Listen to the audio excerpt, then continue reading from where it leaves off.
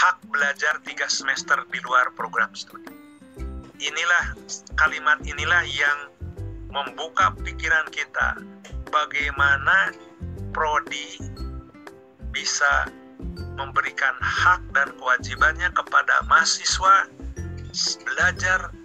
hak belajar 3 semester di luar prodinya ataupun di luar kampus.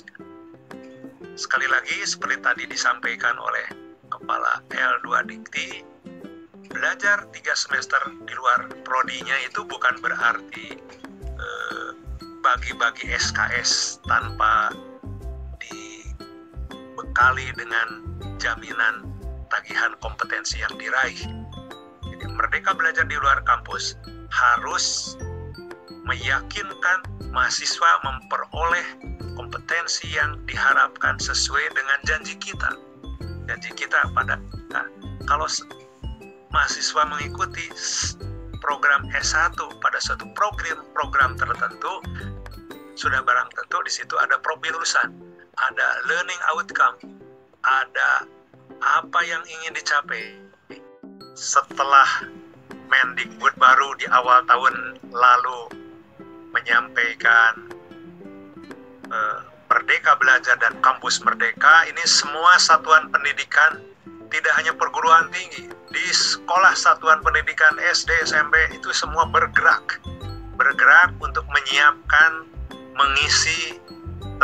MBKM itu tidak menambah 20 SKS atau 60 SKS 3 semester. Tidak. Jadi bagaimana 154 atau 145 rentan ya, 145 sampai 160 SKS itu kan S1. Nah, 3 semester di luar fakultas sudah ada suatu kesepakatan dengan prodi mata kuliah mana yang akan ditawarkan dan mata kuliah mana yang memang mahasiswa juga akan mengambil. Jadi dalam konteks seperti ini kita menyiapkan mahasiswa mendapatkan layanan pendidikan perkuliahan di luar kampusnya, tetapi pada kondisi yang sama kita juga optimis dan harus optimis kita juga menerima mahasiswa lain yang akan belajar di kampus kita karena mereka juga ada tuntutan belajar di luar kampus.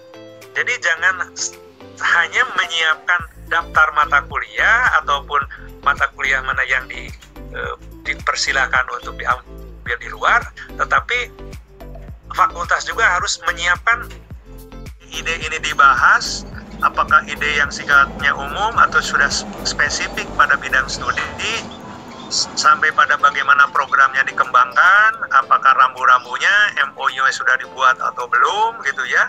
Ini kurikulum sebagai program, sebagai dokumen. Nah yang ketiga itulah, ini critical period dalam pandangan saya. Proses yang sangat kritis karena ketika pelaksanaan MBKM itu dilaksanakan di kampus ataupun di luar kampus, ini semuanya dipertaruhkan. Jadi jangan sampai nanti mereka kata seperti tadi disampaikan oleh Pak Ketua, jangan sampai waktu yang dihabiskan oleh mahasiswa yang sedang praktik kerja hanya menyiapkan teh panas atau memfotokopi di fotokopi tanpa ada tagihan yang selayaknya dimiliki oleh seorang lulusan. Nah inilah proses ini. Bagaimana 8 indikator itu harus menjadi target universitas. Semuanya dalam beberapa tahun ke depan, malah dalam mengisi abad 21 ini, bagaimana universitas dengan 8 indikator kinerja utama ini harus menjadi program-program strategik universitas. Nah, kaitannya dengan kurikulum. Sebab Merdeka Belajar, Kampus Merdeka itu kalau saya amati itu hampir 80% itu berkaitan erat dengan kurikulum. Berkaitan erat dengan bagaimana meyakinkan mahasiswa memiliki pengalaman belajar. Soal delivery sistemnya di kampus sendiri atau di luar kampus, ya itu kembali, itu delivery system. Cara penyampaiannya saja. Apakah dengan dosen di prodi kita, ataupun melalui dosen kerjasama, ataupun dosen di luar melalui suatu MOU.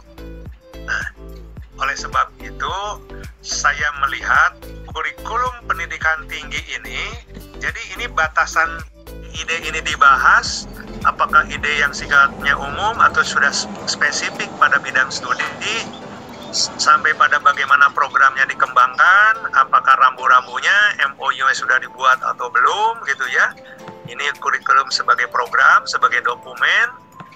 Nah, yang ketiga itulah, ini critical period dalam pandangan saya.